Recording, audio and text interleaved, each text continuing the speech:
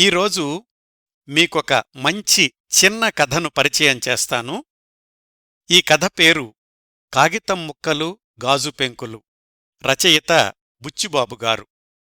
చివరకు మిగిలేది అన్న ఒకే ఒక్క నవలతో తెలుగు సాహిత్యంలో ప్రత్యేక స్థానాన్ని సంపాదించుకున్న బుచ్చిబాబుగారు చక్కటి కథారచయిత, నాటక రచయిత, వ్యాస రచయిత, ఆంగ్ల కవితా రచయిత కూడా. ఆయన వచనం కూడా కవిత్వంలాగా ఉంటుంది. చాలామంది బుచ్చిబాబుగారి శైలిని విశ్లేషిస్తూ ఆయన ఆంగ్లంలో ఆలోచించి తెలుగులో రాస్తారు అంటారు. కథావస్తువుల్లో, రచనా శైలిలో బుచ్చిబాబుగారికి, దేవరకొండ బాలగంగాధర తిలక్ గారికి పోలికలు కనిపిస్తాయండి. ఇద్దరి కథల్లోనూ సంభాషణలకు ఎంత ప్రాధాన్యత ఉంటుందో రచయిత చెప్పే నేరేషన్కు కూడా అంత ప్రాధాన్యత ఉంటుంది. బుచ్చిబాబుగారి కథల్ని ఆయన శైలి కోసం, వాక్య నిర్మాణం కోసం పదే పదే చదివే పాఠకులు చాలామంది ఉన్నారు. మన లోగడ కార్యక్రమాల్లో బుచ్చిబాబుగారి కథలు మూడింటిని పరిచయం చేశాను. 2021 నవంబర్ 2న నన్ను గురించి కథ వ్రాయవు, 2023 జనవరి 24న ముగింపు మీకు తెలుసు, 2023 అక్టోబర్ 17న తెరచాపదించిన పడవ కథా పరిచయాలు ప్రసారం చేశాను. ఈరోజు పరిచయం చెయ్యబోతున్న కథ మన కార్యక్రమాల్లో బుచ్చిబాబుగారి 4వ కథ. ఈ కథ కూడా 1960 ప్రాంతాల్లో రాసిందే. ఇది చాలా చిన్న కథ, అచ్చులో 5-6 పేజీలుంటుందంతే. కథావస్తువు చిన్నదే కాని అందులో ముఖ్యంగా ముగింపులో బుచ్చిబాబుగారు అన్యాపదేశంగా అందించిన సందేశం సార్వజనీనమైంది, సర్వకాలాలకు వర్తించేది. ఈ ఉపోద్ఘాతంతో కథాపరిచయంలోకి వెళదాం. ఎప్పట్లాగానే ఈ కథను యథాతథంగా చదవడం కాకుండా నేను చెప్తాను, అంటే నెరేట్ చేస్తాను. మధ్య మధ్యలో రచయిత శైలికి అద్దం పట్టే వాక్యాలు మాత్రం చదువుతాను. కథ పూర్తిగా చదవడానికి కథానిలయం వారి వెబ్సైట్ లింక్ ఎలాగూ యూట్యూబ్ డిస్క్రిప్షన్లో ఇస్తాను. కాగితం ముక్కలు గాజు పెంకులు. ఈ కథలో ప్రధానంగా 3 పాత్రలుంటాయి. ఒక్క క్షణం వెళ్ళిపోయే అతి చిన్న పాత్ర కూడా మరొకటుంటుంది. మొత్తం కథంతా 1 గంట వ్యవధిలో జరిగింది అనుకోవచ్చు. కథలోని ప్రధాన పాత్రలు చంద్రం, అరుణ అనే దంపతులు. పెళ్ళై చాలా రోజులైంది, ఇంకా పిల్లల్లేరు. చంద్రం స్నేహితుడు నరసింహం. చిన్నప్పట్నుంచి అతణ్ణి అందరూ సింహం అని పిలుస్తుంటారు. ఎందుకంటే అతడిది పెద్ద తల, పెద్ద మెడ. తలా మెడ కలిసిపోయి ఒక స్తంభంలాగా ఉంటుంది. అందుకని చిన్నప్పుడు భుజాలదాకా జుట్టు పెంచేసేవాడు.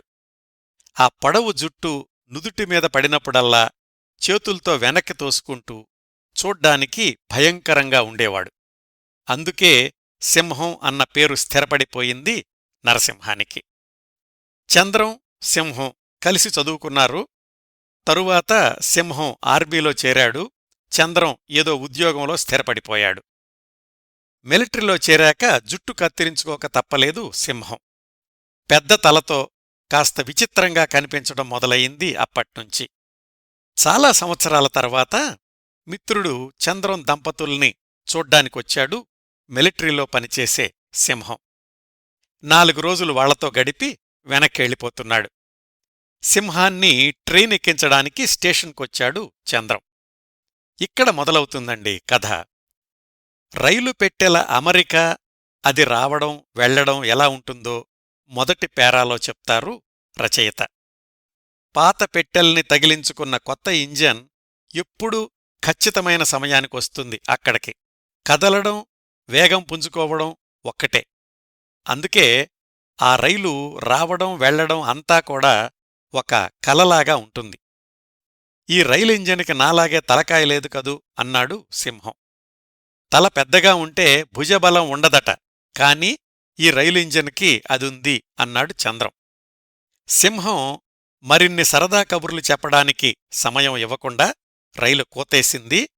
పెట్టెలోకి ఎక్కిన సింహం అన్నాడు చంద్రంతో, 4 రోజులు హాయిగా గడిచిపోయాయి. అరుణకు థాంక్స్ చెప్పు. అన్నట్టు నీకు హంటర్ అంటే ఇష్టం అన్నావు కదా, ఇదిగో తీసుకో అని హంటర్ చంద్రం చేతికిచ్చాడు సింహం. రైలు కూతవేసి బయలుదేరింది. సింహం గుమ్మం దగ్గరే నుంచుని వీడ్కోలు చెప్తున్నాడు ప్లాట్ఫాం మీదనున్న చంద్రానికి. క్రమక్రమంగా దూరమైపోయింది. హంటర్ చేతిలో ఊపుకుంటూ వెనక్కి ఇంటికి బయలుదేరాడు చంద్రం. ఇదండి మొదటి దృశ్యం. ఇందులో గమనించాల్సిన అంశాలు 2. 1. సింహం చంద్రం భార్యను అరుణ అని ఏకవచనంతో సంబోధించాడు. చంద్రానికి హంటర్ స్టిక్ని బహుమతిగా ఇచ్చాడు. తరువాత కథలో ఈ 2 ముఖ్యమైన పాత్ర పోషిస్తాయి. ముందుకెళ్దాం. చంద్రం ఇంటికెళ్తూ ఆలోచిస్తున్నాడు. హంటర్ కర్ర 3 అడుగుల పొడవు, 2 అంగుళాలు వెడల్పు ఉంది. దాని చివర 1 అడుగు పొడవున్న తోలు పటకాలు వేళ్లాడుతున్నాయి.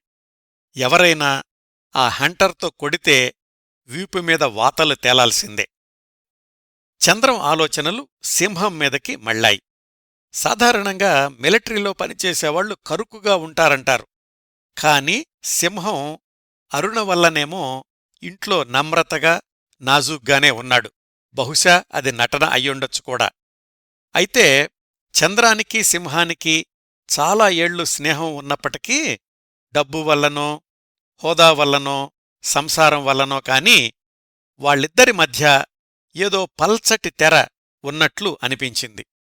చంద్రం భార్య అరుణ సమక్షంలో అయితే మరీను. వాళ్ళింట్లో ఉన్న 4 రోజులు అరుణగారు అరుణగారు అంటూ తన భార్యతో చాలా చనువుగా ఉండడానికి ప్రయత్నించాడు సింహం. ఆమెను నవ్వించాడు, జోక్స్ వేసేవాడు. చంద్రానికి ఇది కొంచెం అసౌకర్యంగా అనిపించింది. పైగా చిన్నప్పట్నుంచి కూడా సింహం క్యారెక్టర్కి అంత మంచి పేరు లేదు. ఈ అనుమానాలకి పరాకాష్ఠగా సింహం వెళ్లేటప్పుడు అరుణ అని తన భార్యను ఏకవచనంతో సంబోధించాడు. అంటే ఆ 4 రోజుల్లో వాళ్ళిద్దరి మధ్య అనుకోకుండా అనుబంధం పెరిగిందా? అంతే. అప్పటికీ అంతవరకే ఆలోచించాడు చంద్రం. ఇంటికొచ్చేశాడు. తలుపు కొట్టాడు. నౌకరు తలుపు తీసి, నేను పోస్టాఫీస్కెళ్ళొస్తాను అని బయటకెళ్ళిపోయాడు. ఈ నౌకరే ఈ కథలో క్షణకాలం వచ్చి వెళ్ళిపోయే పాత్ర. చంద్రం భార్యను పిలిచాడు. గదిలోనుంచి సమాధానం రాలేదు. ఏమీ తోచక హంటర్ చేతిలో పట్టుకుని గది దగ్గరకెళ్ళి తలుపు కొట్టాడు. లోపల గడియ వేసుకోలేదనుకుంటా తలుపు దానంతటదే తెరుచుకుంది. లోపల అద్దం ముందున్న మడత మంచం మీద భార్య అరుణ కూర్చుని ఏదో కాగితం చదువుకుంటోంది. అప్పుడే తలంటు పోసుకుని, జుట్టుని తడి తువ్వాలుతో ఆరబెట్టుకుంటూ, చీర ఒంటికి చుట్టుకుని ఉంది, పూర్తిగా కట్టుకోలేదు. చంద్రాన్ని చూడగానే కంగారుగా ఉలిక్కిపడి చేతిలోని కాగితాన్ని గుప్పెట్లో దాచుకుని, అబ్బబ్బా కాసేపు అవతలకి వెళ్ళండి అంది. భార్య కొత్తగా కనిపించింది చంద్రానికి. మనిషి బక్కపల్చగా ఉన్నా ఆకర్షణీయమైన ముఖం, విశాలమైన కళ్ళు, మందహాసాన్ని సూచించే నోరు, జాలిగా మెరిసే చిన్న పలువరస ఇవి అరుణలోని కొన్ని ఆకర్షణలు. అప్పుడే తలస్నానం చేసి జుట్టు ఆరబెట్టుకుంటూ తీరిగ్గా అరుణ చదువుతున్న ఆ కాగితం ఏమిటా అన్న ఉత్సుకత చంద్రంలో. చేతిలో ఏమిటది అన్నాడు చంద్రం. అరుణ సమాధానం చెప్పలేదు. చంద్రం 1 అడుగు ముందుకేశాడు. అప్పటికే చదువుతున్న కాగితాన్ని గుప్పెట్లో దాచేసింది కదా, ఇప్పుడు ఆ గుప్పెటిని చీర మడతలో దాచుకుంటూ బయటికెళ్ళిపోండి అంది. చంద్రం ఆ కాగితం ఏమిటి అని రెట్టించినప్పటికీ ఏమీ లేదు అన్న సమాధానమే వచ్చింది అరుణ నుంచి. చంద్రానికి అదేమిటో తెలుసుకోవాలి అన్న పంతం పెరిగింది. మంచం దగ్గరకొచ్చాడు. అరుణ దూరంగా జరిగింది. అదేంటో చెప్పి తీరాలి అన్నాడు కాస్త కటువుగా. చెప్పకపోతే ఏం చేస్తారు అంది అరుణ కొంచెం కొంటిగా పెంకిగా, గంభీరంగానూ కోపంగానూ కాదు. చంద్రానికి మాత్రం అసహనం పెరిగిపోయింది. ఎవరితో మాట్లాడుతున్నావో తెలుసా, ఆ కాగితం ఇవ్వు అన్నాడు. ఇవ్వను, ఏం చేస్తారు అంది అరుణ. చంద్రం మనసు వశం తప్పుతోంది. అరుణ తన భార్య అనే ప్రేమ కంటే సొంత వ్యక్తిత్వం ఉన్న ఒక ప్రాణిగా కనిపిస్తోంది చంద్రానికి. తన భార్య తన సొంతం, తనకే ఎదురు చెప్తుందా? తను అరుణను ఏమైనా చెయ్యగలడు కదా, ఏం చేస్తానా అంటూ ఇంకా దగ్గరికెళ్ళాడు. అంతవరకు సరదాగా మాట్లాడుతున్నాను అనుకుంటున్న అరుణ ఇప్పుడు ఈ స్థితిలో భర్తను చూసి వణికిపోయింది. ఇంకా వెనక్కు జరిగింది. మడత మంచం చివరికెళ్ళింది. నువ్వు ఏం చదువుతున్నావో నాకు తెలుసు అన్నాడు చంద్రం. తెలిస్తే ఇంకెందుకు వెళ్ళండి అంది అరుణ. చూడకుండా వెళ్ళను అన్నాడు చంద్రం. అయితే నేను వెళ్తాను అని మంచం మీద నుంచి లేవబోయి చీర జారిపోతుంటే దుప్పటి పైకి లాక్కుని కప్పుకుంది. మంచం మీదే చతికిలపడింది. అది ఉత్తరం కదా, ఎవర్రాశారు అన్నాడు చంద్రం. ఉత్తరము అని తెలుసుకున్నవాళ్లు అది ఎవర్రాశారో తెలుసుకోలేరా అని రెట్టించింది అరుణ. చంద్రం తల తిరుగుతోంది. 4 రోజుల్లో మిత్రుడు సింహం అరుణకు దగ్గరయ్యాడు. పైగా వెళ్లేటప్పుడు అరుణ అని ఏకవచనంతో సంబోధించాడు. అప్పుడప్పుడు సింహం కేసి అరుణ అదోలాగా చూడ్డం గుర్తొచ్చింది. అరుణ సామాన్యంగా ఉంటుంది, సింహమేమో కరుకు మనిషి. విజాతి ధ్రువాలు ఆకర్షించుకున్నట్లు అరుణ సింహం వైపు ఆకర్షితురాలయిందా ఏమో తెలీదు. అది ప్రేమలేఖే గదా అన్నాడు చంద్రం. అవును అంది అరుణ. ఇస్తావా ఇవ్వవా అంటూ 2 మోకాళ్ళు మంచం ముందు భాగంలో ఆనించి ఆమెను పట్టుకోబోయాడు. ఇప్పుడు ఏం జరిగిందో స్టెప్ బై స్టెప్ అన్నట్లుగా వర్ణిస్తారు రచయిత. ఆమె ఆ ఉత్తరం ఉన్న చేతిని మెడ వెనుక పెట్టుకుంది. చంద్రం చెయ్యి ఆమె భుజం మీద పడింది. డేగ పాదం కప్పపిల్ల మీద పడినట్లుగా. మంచం చివరికి జరగబోయి లుంగజుట్టుకుని కింద పడిపోయింది. ఆమె హఠాత్తుగా లేవడంతో రెండోవైపు మంచం పైకి లేచి చంద్రం కూడా వెల్లికిలా పడ్డాడు. అప్పుడు చంద్రం పరిస్థితి ఎలా ఉందో యథాతథంగా రచయిత వాక్యాల్లో తెలుసుకుందాం. అతని చూపు తడబడుతోంది. వస్తువులు కనిపించడం లేదు. బుర్రలో వాక్య నిర్మాణం అవడం లేదు. ఏవో సగం సగం ధ్వనులు. లేస్తున్నాడు, లేచాడు. దూరంగా అరుణ వాడి ఊడిన ఆకులా, ఒడ్డున పడి తెప్పరిల్లిన పిల్ల కెరటంలాగా, చందమామను కప్పిన తెల్ల మేఘంలాగా ఉంది. అతడి ఊహలో అరుణ, జ్వాల, నాలుక, కత్తి, బాణం, అగ్నిదేవుడు, విప్పిపారేసిన వస్త్రం, చిలుక పొడిచిన ఎర్రపండు, సింహం నోట్లో నలిగిన పావురం. సింహం అనేది డబుల్ కోట్స్ అండి. సింహం నోట్లో నలిగిన పావురం అరుణ. ఇవన్నీ అతడు మనసులో అనిపిస్తున్నాయి. తను బోనులో లేచాడు. బోను కడ్డీలు ఊడబీకుతున్నాడు. ఇస్తావా ఇవ్వవా ఆమె మీదకెళ్ళి ఒక్క ఊపుతో ఆమెను నిలబెట్టి మంచంపైన కూలదోశాడు. చేతిలో హంటర్ని గిరగిరా తిప్పి వేళ్లాడుతున్న పటకాలతో ఆమె జబ్బమీద కొట్టాడు. ఆమె పెనుగులాట విరమించి మంచం మీద నుంచి జారి పట్టు విడిచేసి కింద పడింది. చంద్రం ఆ ఉత్తరాన్ని చిక్కించుకున్నాడు. హంటర్ భుజాన వేళ్లాడేసుకుని హాల్లోకి నడిచాడు. బల్లమీద గ్లాసులో మంచినీళ్లు తాగాడు. ముందు గదిలోకెళ్ళి తలుపులేసుకుని ఉత్తరం చదువుకున్నాడు. ఆకుపచ్చ రంగు కాగితం. పైభాగం చిరిగిపోయింది. అక్షరాలు సరిగా కనపడ్డం లేదు. నేను ఇంక సుఖపెట్టగలనేమో, ఇన్నాళ్ళు ఉద్యోగం లేక నాతోపాటు నిన్ను కూడా ఈ సమిష్టి కుటుంబానికి బానిసగా చేశాను. నిర్మలమైన సెలయేటి అడుగున కనిపించే బంగారపు ఇసుకలాంటి నీ శరీరకాంతి నా చీకటి కలను వెలిగించింది. అంతటి నిర్మలమైంది కూడా నీ హృదయం, సుకుమారమైంది నీ శరీరం.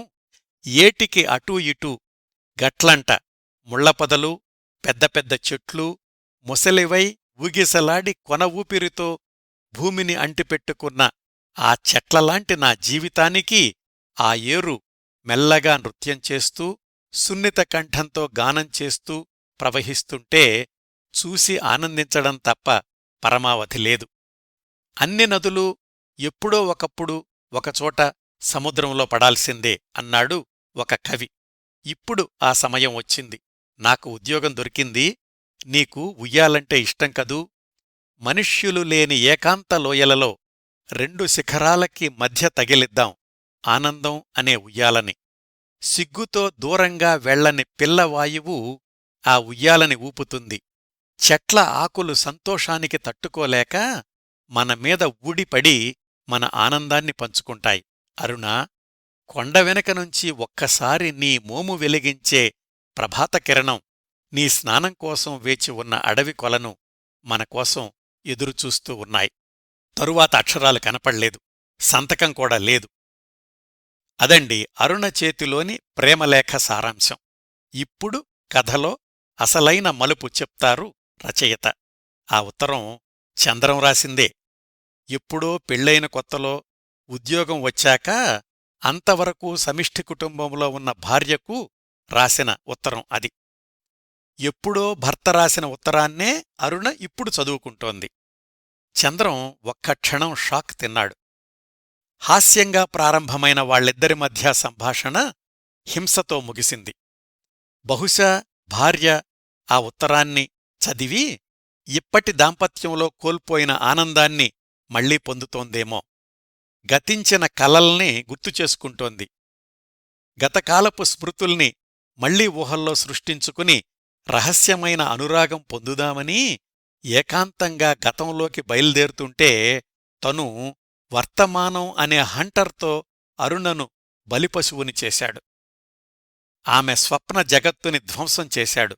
నిజానికి వాళ్లకి ఇప్పుడు ఏ లోటూ లేదు. డబ్బు, ఆరోగ్యం, ఉద్యోగం అన్నీ ఉన్నాయి. కాని అనురాగ దాంపత్యానికి ఉండాల్సినవి అవేనా? మనసుల మధ్య ఆత్మీయత ఉండొద్దు? బహుశా అది లోపించే అరుణ గతంలోకి వెళ్లాలనుకుందేమో. మళ్ళీ చివరి పేరా చదువుతాను. ఉత్తరం నలిగింది. అద్దం మసగ్గా ఉంది. అన్నీ మరకలు. తలంటు పోసి శుభ్రం చేసినా బాగవదు. అంతే మరి. చంద్రం హంటర్ తాళ్లని తన వెన్నుమీద పేల్చుకుని చూశాడు. శరీరానికి నొప్పి తెలుసు, బాధ తెలుసు. కాని హృదయానికి తెలిసేది గాయం. అద్దాన్ని పగలకొడుతుంది శరీరం, పగిలిన ముక్కల్ని ఏరి అతుకు పెడుతుంది హృదయం. హంటర్ బల్లమీద పడేసి పైన పత్రిక కప్పి అరుణ గదికేసి నడిచాడు చంద్రం.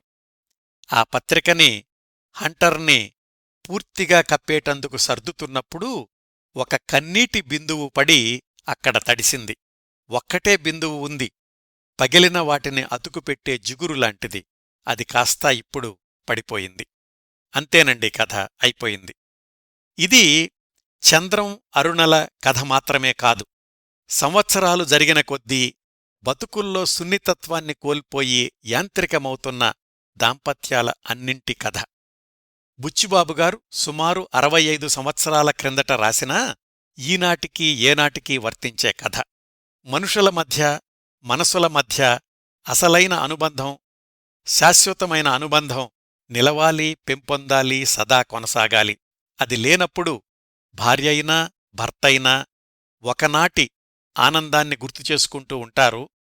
అర్థం చేసుకోలేని జీవన సహచరి లేదా సహచరుడు వర్తమానం హంటర్తో విన్యాసం చేస్తే మిగిలేవి మనసులో గుచ్చుకుని రక్తపు చుక్కలు చిందించే గాజు పెంకులే. భార్యాభర్తల మధ్య సంబంధం పాత కాగితం ముక్కలాగా కాకుండా సదా లాలించే జోలపాటలాగా కొనసాగినప్పుడే ఆ బంధానికి ఒక అర్థం, అంతరార్థం ఉంటాయి. ఈ సందేశాన్ని అతి చిన్న సంఘటనల్లో చెప్పకుండా చెప్పారు బుచ్చిబాబుగారు. ఈ కథ చదివాక భార్యాభర్త ఎవరైనా ఒక్కసారి తన జీవిత భాగస్వామి కోణంలో ఆలోచించకుండా ఉండలేరు. ఇదండి ఈరోజు కథ. కాగితం ముక్కలు, గాజు పెంకులు. పూర్తి కథ లింక్ యూట్యూబ్ కామెంట్స్లో ఉంది. ఈ ఎపిసోడ్ని ఇంతటితో ముగిస్తానండి. మళ్లీ వారం మరొక మంచి కార్యక్రమంతో కలుసుకుందాం. అంతవరకు నవ్వుతూ ఉండండి. మీ నవ్వులు 10 మందికి పంచండి. ప్రస్తుతానికి మీ వద్ద సెలవు తీసుకుంటోంది సదా మీ ఆదరాభిమానాలను కోరుకునే మీ కిరణ్ ప్రభ.